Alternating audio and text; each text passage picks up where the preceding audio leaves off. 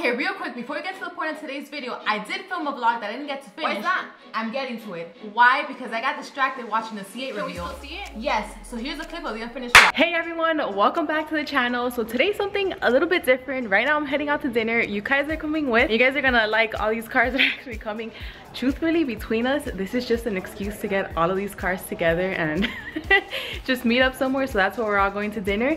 And also today is a big day because in about like 30 minutes is the C8 Corvette reveal. So I'm hoping that at dinner I can just watch this live on my phone. I have the link, so I'm looking forward to that. But let me show you some of the cars that are actually joining us today. So we have Chris's GTR that he's going, and I'll be driving my car as well. I'll be driving the Camaro just because the GT350 was up on the list. So I mean, I'm just gonna take this one today. And then we also have the 911 Turbo. I really do like this car, especially in the sun. So we have the Camaro and the Z06, so two American cars today. He recently just got these new wheels on the car, which gives it a bit of a different look, very unique. Of course, we have Corey's GT3, and then we have this other GTR.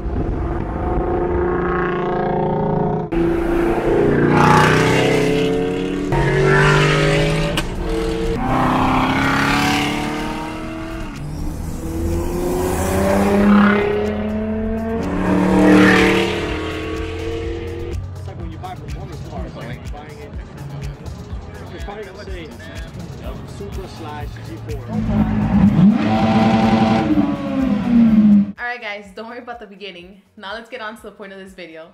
Alright, so ever since the release of the C8, many of you have been asking me what are my thoughts and whether or not I plan on getting it. So that's why we're here today. So first off, let me say that I'm very impressed with this car. I really like so many things about it. I mean, I really do like the design. I like how it looks like an exotic car. But then again, since it does have a mid-engine and so many exotic cars do have the engine in the rear, then that's why they probably look very similar, just because there's just not many things that you can do, at least exterior-wise. To me, honestly, when I first saw it, when they first released it, especially because it's in the color red, it just totally reminds me of a Ferrari 458. That's my opinion. I know maybe other people will think something different, but that's just, when I first saw the car, that's exactly what came to my mind. And I was like, wow, this is really, really nice. This is not something that I was expecting at all.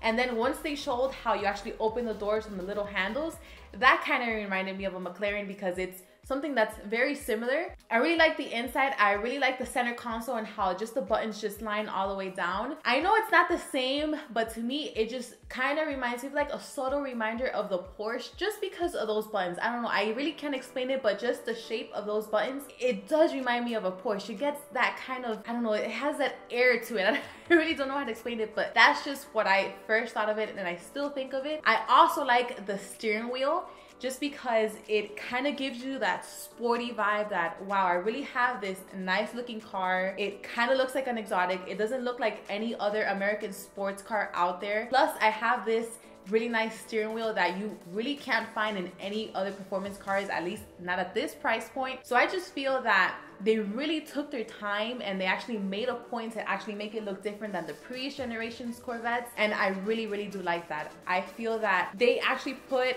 I don't know how to explain this, but all the dreams of everyone into kind of this affordable car, which that brings me to another point. I think that the starting price, which is less than $60,000, at least for this base model, is just so good for everything that it offers. And with just $5,000 more, which is not huge, like it's not like $15,000 that many people would probably think about it. They would probably have to really think, man, how is $15,000, like if I add this extra option, how is that really gonna affect my payments? It's not that huge of a difference. It's just $5,000 more that you can add the Z51 performance package. And I mean, I think that's just awesome. It gives you like almost 500 horsepower, and it also gives you the 0 to 60 in under 3 seconds. So that means you can actually dig with a GTR, with a GT3, something that you would probably never expect to do before. So like I said, I just feel that they took so many people's dreams and just put it into this affordable car that is just going to, that it just has all the performance, it looks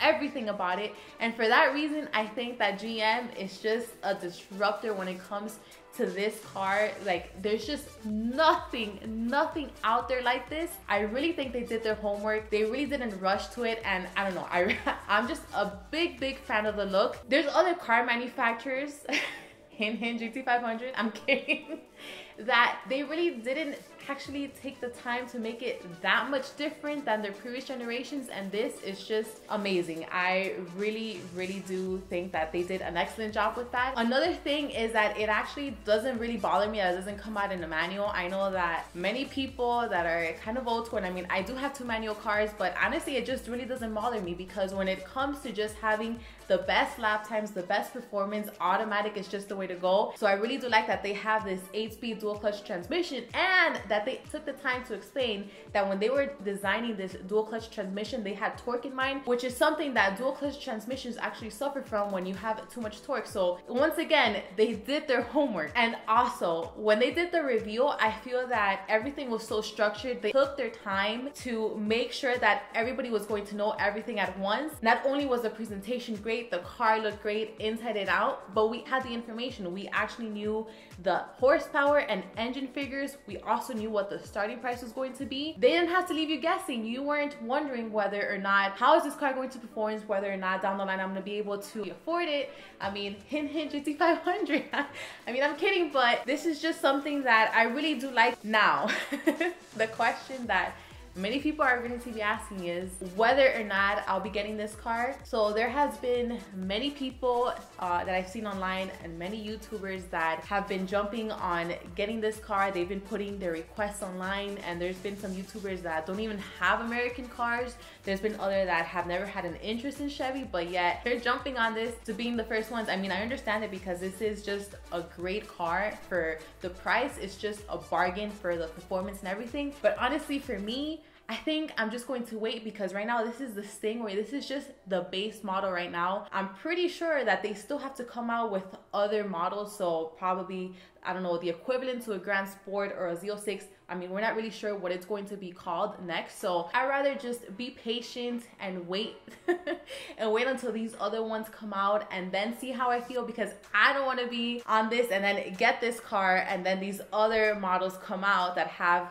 they just perform better, and then I'll kind of be stuck saying, man, I really wish that I had that, so now I probably need to get rid of my Stingray and then just go for these. So I think I'd rather just wait and then just see and then weigh out my options. And I know this is going to be another question that many of you are going to ask is, well, so which one would you rather have, the GT500 or the C8 Corvette? So honestly, with the GT500, I made a video about it, about talking that I was really interested in it, and I still am. I really do like everything about it, but the price, I think that's just outrageous, and the dealer markups are just insane. At least with this C8 Corvette, there shouldn't be any dealer markups, and I know some people are probably going to be like, yes, it should be. No, you should actually check out that Chevy Dude's channel. I actually put a link to his video down in the description below. He's actually a Chevy salesperson, so he would know better. He actually said if they are trying to give you a markup on any of these cars, then it's a scam. Move on to the next dealer. So with the GT500, I know there's ridiculous markups, and